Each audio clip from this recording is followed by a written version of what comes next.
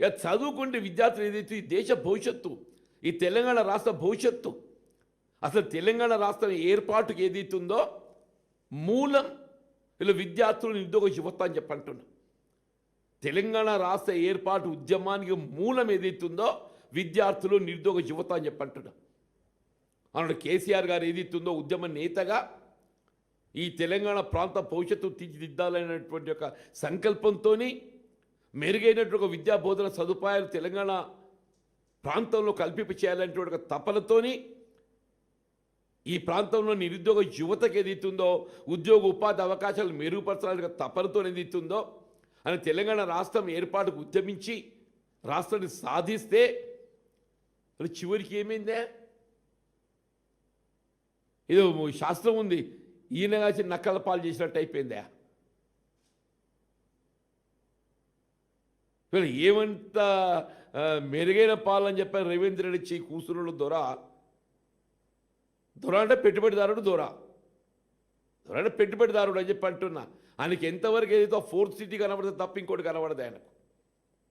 ఆయనకి ఎంతవరకు ఆ ఫోర్త్ సిటీ ఆయనకి ఏది ఆయనకు ఆర్థిక ఆయనకు ప్రయోజనం అనుకూరుస్తుందో అదే కనబడుతుంది. ఆయనకి ఏది ఆర్థిక ప్రయోజనం అనుకూరుస్తుందో అదే కనబడుతుంది. ఫోర్త్ సిటీ, హైడ్రా, ఆయనకి రెండు అవే, ఫోర్త్ సిటీ, హైడ్రా. తప్పేదైతుందో రాష్ట్రంలో నిరుపేద వర్గాలు కల్పించాల్సిన ఒక విద్యా సదుపాయాలు కల్పించాలనే భావన లేకపోవడం దురదృష్టం అని చెప్పంటున్నాను. వీళ్ళు జియో 7 అనేది ఏదైతుంది వాళ్ళు ఏదైతే జారీ చేయబడ్డదో ఇది నిరుపేద వర్గాలకు మరి అపరిశాపాత. ఇది ఈ జియోను మేము వెంటనే ఉపసంహరింపజేసుకోవాలని చెప్పని బీఆర్ఎస్ పక్షాలను డిమాండ్ చేస్తామని చెప్పండి. ఈ జియో 7 ఏదైతుందో వెంటనే ఉపసంహరింపజేసుకోవాలని చెప్పని ఈ ప్రభుత్వాన్ని డిమాండ్ చేస్తామని చెప్పండి. దీన్ని ఉపసంహరింప చేసి వీళ్ళ గతంలో ఏ విధంగా ఫీజు రియంబర్స్మెంట్ పథకాన్ని అమలు చేయడం జరిగిందో ఆ ఫీజు రియంబర్స్మెంట్ పథకాన్ని విద్యార్థులు ఏదైతుందో వాళ్ళ చేరిక సమయంలో ఏ విధమైనటువంటి ఫీజులు చెల్లించకుండా వారి కళాశాలలో చేరిక పొందే అవకాశం గతంలో లాగా కొనసాగింపజేసే విధంగా కళాశాలలు చెల్లింపజేయాల్సినటువంటి ఒక బాధ్యత ఎవరి మీద ఉంటుంది? ప్రభుత్వంపై ఉంటుంది. ఆ బాధ్యత మీరు నిర్వర్తించండి, ఆ బాధ్యత మీరు నిర్వర్తించండి. కానీ ఏది ఇస్తుందో రాజ్యాంగం కల్పించిన హక్కు, రాజ్యాంగం కల్పించిన హక్కు అని చెప్పంటారు. ఇది దాన్ని నీరు గార్చే విధంగా నిరుపేద వర్గ కుటుంబాల ఆత్మస్థైర్యాన్ని దెబ్బతీసే విధంగా ఏదైతే కుట్రపూరితంగా వీళ్ళ దళితులు, బలహీన వర్గాలు, వీళ్ళ ఆశ్చర్యం ఏంటంటే ఎస్సీ ఎస్టీ విద్యార్థులకు సంబంధించి కేంద్ర ప్రభుత్వంకి వెళ్ళి విడుదల చేయబడ్డట్టుగా 276 కోట్లు రాష్ట్ర ప్రభుత్వం తన వాటా దానికి విడుదల చేయలేకపోవడంతో అవి రిటర్న్ అయిపోయాయి. ఎస్సీ ఎస్టీ విద్యార్థులకు ఏదైతే ఫీజు రియంబర్స్మెంట్ పథకం కింద 276 కోట్లు విడుదల అయి దానికి రాష్ట్ర ప్రభుత్వం జత చేయవలసినటువంటి నిధులు విడుదల చేయబడలేక అవి రిటర్న్ అయిపోయినాయి. అంటే ప్రభుత్వం ఒక చిత్తశుద్ధి ఎట్టుందో మీకు కనబడుతుంది కదా. దయచేసి ఇప్పటికైనా రేవంత్ రెడ్డి గారు ఏదైతుందో కాస్త వీళ్ళ కళ్ళు తెరవన్నా. ఇంకెట్లా ఇంకో 2 ఏళ్ళు ఉంటావు కావచ్చు, నువ్వు ఉంటావు, ఇంకా ఈ ప్రతినిధులు కాంగ్రెస్ పార్టీ పక్షాన్ని ఎవరు ఉంటారో తెలియదు. కానీ ఎవరున్నా మరి ప్రజలు కాంగ్రెస్ పార్టీని ఇంకో 2 ఏళ్ళు భరించాలి. ముఖ్యమంత్రి రేవంత్ రెడ్డి గారు ఉంటారా ఎవరుంటారో తెలియదు. కానీ ఎవరున్నా ఇంకో 2 ఏళ్ళు అయితే భరించాలి. ఈ 2 ఏళ్ళైనా ఏదైతుందో కాస్త పాలనను మెరుగు చేసుకునే ప్రయత్నం చేసుకోండి అని చెప్పండి. వీళ్ళ ఈ జియో 7 వెంటనే ఉపసంహరింపజేసుకొని వీళ్ళ జాబ్ క్యాలెండర్ ప్రధానమని చెప్పడం. జాబ్ క్యాలెండర్ మీరు శాసనసభ వేదిక జాబ్ క్యాలెండర్ ప్రకటింపజేస్తా అని చెప్పిండు. శాసనసభ వేదిక చెప్పాడు జాబ్ క్యాలెండర్ ప్రకటింపజేస్తా అని చెప్పాను. మొదటి సంవత్సరం 2 లక్షలు అన్నాడు, తర్వాత 1 లక్ష అన్నాడు, ఇప్పుడు 3 లక్షలు పోయేమైంది 60,000 అన్నాడా. ఇచ్చిందేంటి 17,000, ఇచ్చిందేంటి 17,000, చెప్పిందేంటి 3 లక్షలు, చెప్పిందేంటి 3 లక్షలు అమలు చేయాలి, అమలు చేసింది ఎంత 17,000. ఆర్భాటంగా జాబ్ క్యాలెండర్ ప్రకటన చేస్తా అని చెప్పాడు. ఏదే జాబ్ క్యాలెండర్? ఆనాడు ఏదైతుందో ఈ రేవంత్ రెడ్డిని చూసి ఎవడు విశ్వసించాడు, అది ఆయన కూడా తెలుసు. ఇవాళ రేవంత్ రెడ్డిని చూసి ఎవడు విశ్వసించాడు. అందుకే వరంగల్ డిక్లరేషన్ రాహుల్ గాంధీని పట్టుకొచ్చిండే.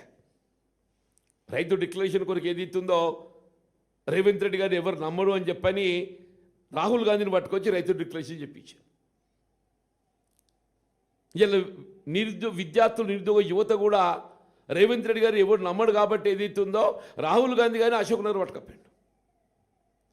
కనీసం గాంధీ కుటుంబం పట్ల విశ్వాసంతోనైనా గౌరవంతో ఏదైతుందో నమ్ముతారో అని చెప్పినట్టుగా భావులతోని వాళ్ళ రైతు డిక్లరేషన్ చెప్పించిండు.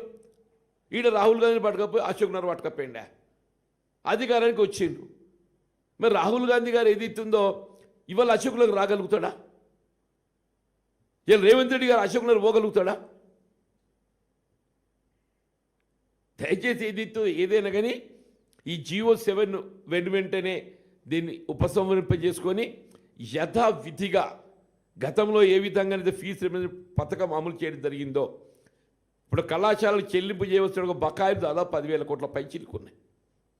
కళాశాలలకు చెల్లింపు చేయవలసిన బకాయిలు 10,000 కోట్ల పై ఉన్నాయని చెప్పంటున్నాను. ఆ 10,000 కోట్లు చెల్లింపు చేస్తేనే కానీ ఇవాళ ఇంతవరకు విద్యాబోధన సదుపాయం పొందినట్టు 25-26 విద్యా సంవత్సరం వరకు వాళ్ళ సర్టిఫికేట్లు వాళ్ళ విద్యా పొందే అవకాశం లేదు. ఇలా ప్రభుత్వం ఏదైతుందో వెంటనే కళాశాలకు చెల్లింపు చేయవలసినటువంటి యొక్క ఆ ఫీజు బకాయిలు 10,000 కోట్లు ఏవైతే అవి చెల్లింపు చేయండి.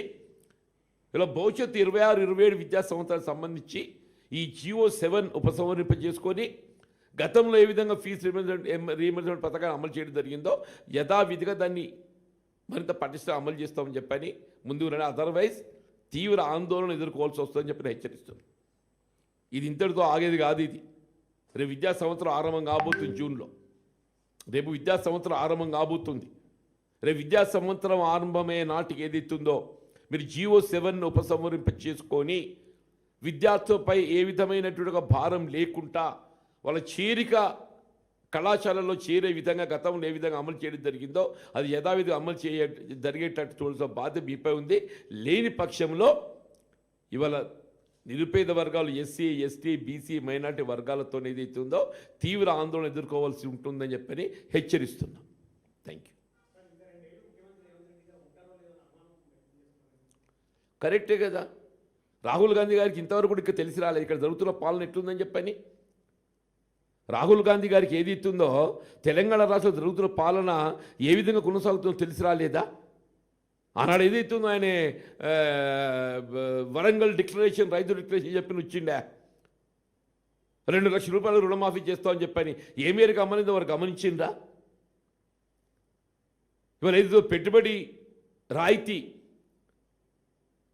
ఇలా గతంలో ఉన్న బీఆర్ఎస్ ప్రభుత్వం ఏదైతే కేవలం ఎకరా 10,000 ఇచ్చింది, మేము వస్తే 15,000 ఇస్తామని చెప్పింది రాహుల్ గాంధీ గారు దాన్ని పరిశీలిస్తాడు కదా.